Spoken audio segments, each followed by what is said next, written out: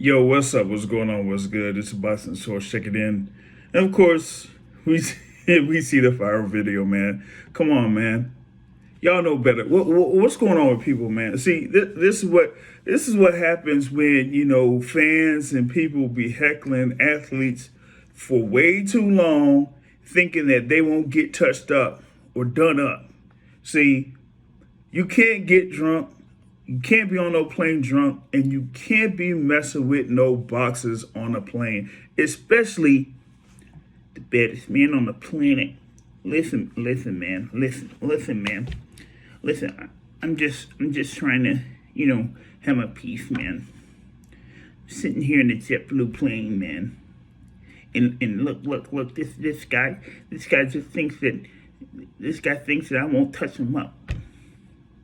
And he just wants to bother me, man. And so I had to do what I had to do.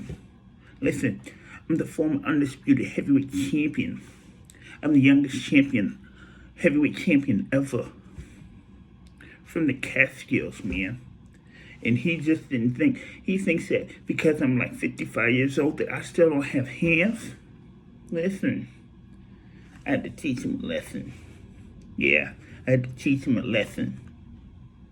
And so I touched him up. Now, he could try to sue and whatever. He could try to get $1 million. He could try to get $2 million. He could try to get $20 million. He ain't getting nothing. Because listen, I was just sitting in my seat. I was just not bothering anybody. I was just there quiet. But this guy just wants to try to be viral.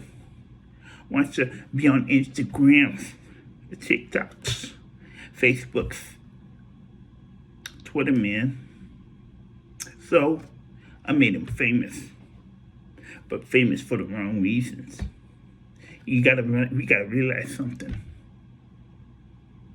I was the youngest heavyweight champion of the world. That was over 30 years ago, but that don't matter. You see what I did to Roy Jones? What I did to Roy Jones, I'll do to anybody who tries to provoke me, man. I still got the moves, man. I still got the moves. So that should be a warning to anybody, okay? Don't be messing with me anywhere. I don't care. Don't mess with me on the plane. Don't mess with me when I'm walking on the sidewalk. Don't mess with me when I'm in the car. Don't mess with me nowhere. Because I'll show you who I am. The baddest man on the planet. So there you go. Like, come on, man. How you gonna see? That's how, like I said, that's how you end up in TMZ, messing with these folks. And you've seen it in other arenas, in other stadiums, other arenas and all that type of stuff. People trying to heckle, like a Russell Westbrook or LeBron James, or some of these other basketball players or football players. That football players even put hands on people. You know what I'm saying? So fans got to be watching out, man.